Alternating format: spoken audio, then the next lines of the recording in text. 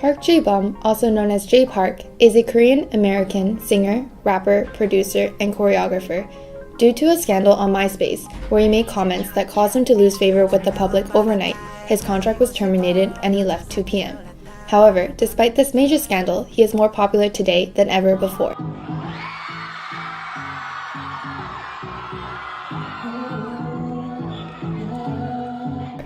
Not only has he founded 2 record labels, AOMG and Higher Music, but he became the first Asian American artist to sign with Roc Nation.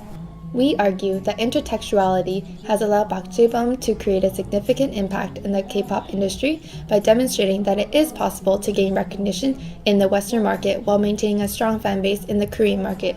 Although there have been other successful Korean artists that have achieved fame in the American music industry, Jaebeom differs because we're in an era of progressive technological changes that allow for the creation of transnational markets that disseminate lifestyle commonalities and concepts, as written by Otmazgin. Intertextuality is a wide-ranging but cohesive theoretical framework that demonstrates the relationship between different forms of media. As described by Allen, media plunges us into a network of textual relations to produce new meanings that link contents together. Using this understanding of intertextuality, we will use them to analyze Jaebeom's career and how he's made a significant impact to K-pop. Let's start from the very beginning. After Jaebeom's MySpace scandal, he then returned to Seattle and disappeared from the public eye. 6 months later, he posted a YouTube video covering Nothing on You by B.O.B.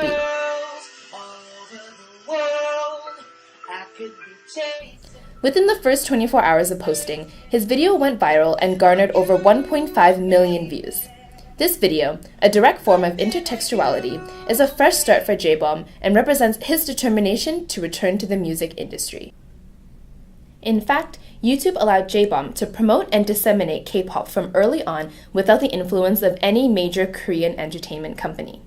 However, rather than trying to return to the Korean music scene, he wanted to make a name for himself in the American music industry as well. This is easily demonstrated by his self-written rap lyrics for Nothing on You as a sign to his viewers that his musical capabilities are not limited to singing.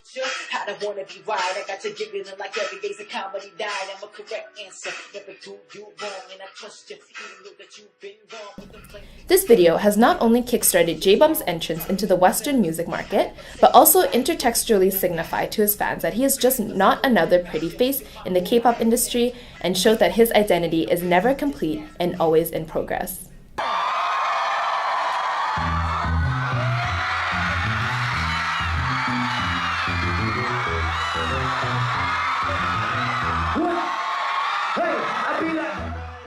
Jaebeom grew up immersed in American hip-hop culture, and his formative years were spent listening to rap music and being part of a b-boy dance crew. He therefore has internalized many aspects of that culture, and this resulted in him forming a bad boy image in Korea. Jaebeom brings intertextuality to the Korean music scene by importing his American hip-hop identity. One expression of his American identity is his love for tattoos, which are still taboo in Korea as they are associated with membership among criminals or gangs. While his tattoos are seen as transgressive by some, their rebellious nature still fit in as part of the established genre of Korean hip-hop, particularly for the underground as an act of self-authentication.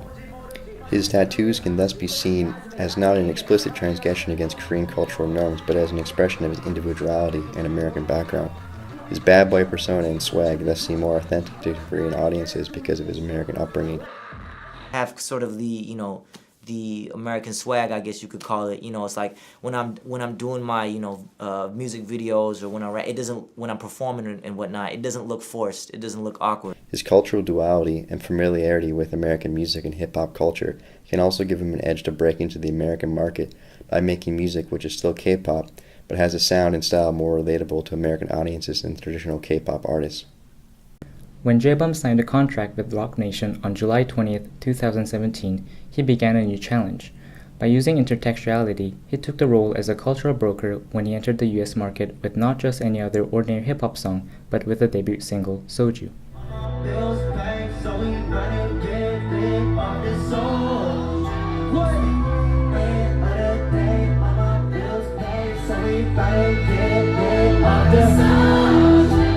In Hip Hop Ellie's interview, Jaebeom stated that he didn't want to avoid producing music with Korean elements just because they might seem rustic to Westerners, but rather he wanted to transform those perspectives and make stylish music.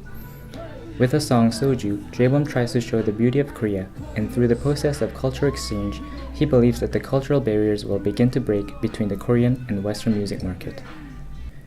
Jaebeom's mix of different musical styles and cultural references allow for an ongoing development of hybridization and syncretism in K-pop.